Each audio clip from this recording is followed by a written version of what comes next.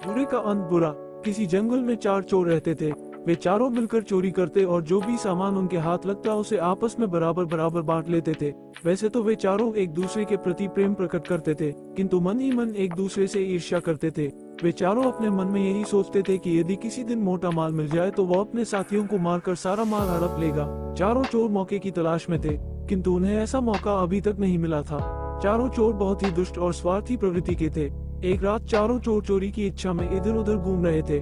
उन्होंने एक सेठ के घर में सेंध लगाई और घर के अंदर घुसकर सोना चांदी, हीरे जवाहरात, रूपा पैसा सब कुछ लूट कर भाग गए।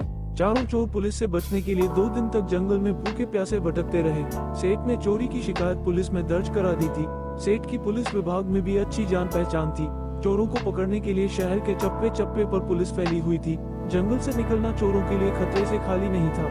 चोरों की इच्छा थी कि अभी भी कुछ दिन जंगल में छिपे रहे। धीरे धीरे चोरों के पास खाने पीने का सामान समाप्त हो गया। कुछ दिन तक तो उन्होंने भूख बर्दाश्त की, लेकिन जब भूख बर्दाश्त करना असंभव हो गया तो उन्होंने शहर से खाना मंगवाने का निश्चय कर लिया। आपस में सलाह करके 2 चोर शहर चले गए ताकि वहाँ की स्थिति का पता लगा सके और अपने साथियों के लिए भोजन भी ले आए। उन्होंने शहर जाकर भरपेट खाना खाया और खूब शराब पी। उसके बाद उन्होंने योजना बनाई कि वे अपने दोनों साथियों को मारकर सारा माल खुद हड़प लेंगे।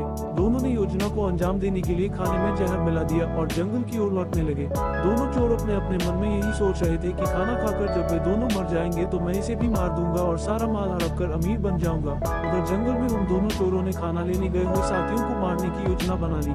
वे भी उन्हें मारकर सारा धन हड़प लेना चाहते थे। जब दोनों चोर शहर से खाना लेकर आए तो जंगल में ठहरे हुए चोरों ने अपने साथियों पर हमला कर दिया और उन्हें मौत के घाट उतार दिया। अपने साथियों की हत्या करके वे दोनों चोर आराम से खाना खाने बैठ गए। खाने में पहले से जहर मिला होने के कारण वे दोनों भी तड़प तड़प कर मर गए। इसलिए कहते हैं कि बुरे का अंत हमेशा बुरा ही होता है। शिक्षा। इस कहानी से हमें ये शिक्षा मिलती है कि मनुष्य को बुरे काम नहीं करने चाहिए, क्योंकि बुरे का अंत बुरा ही होता है।